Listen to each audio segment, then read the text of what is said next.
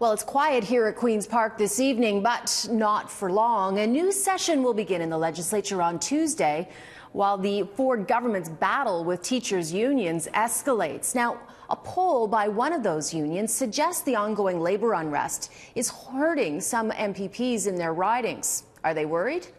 You be the judge. This will be the scene a week tomorrow at every publicly funded school across the province, putting 2 million students out of class.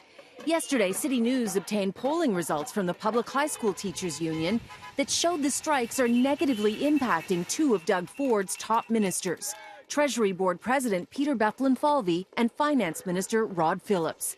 One has to wonder if it's putting extra pressure on the education minister. Minister, polls suggest that you've lost the PR battle with the unions and that some ministers are hurt in their ridings and their polling is very, very low and possibly at risk of not getting re-elected.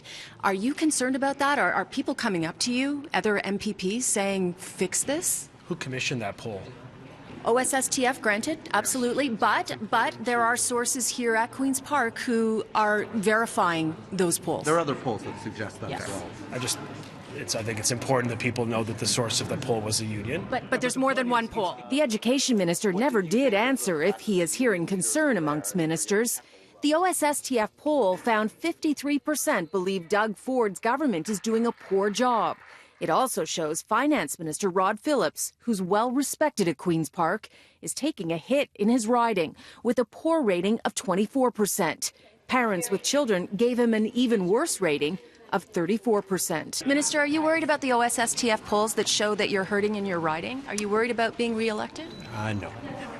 What can we expect from the budget? But Government House Leader Paul Calandra was more candid. If there is frustration, it's because parents want this to get done, and we got to get it done. But MPPs still want to be re-elected, though. MPPs still want to be re-elected. Are they getting nervous? Absolutely. But I think the best way for us to get re-elected ultimately is to do the things that we said that we wanted to do: bring the budget back into balance, improve our education system.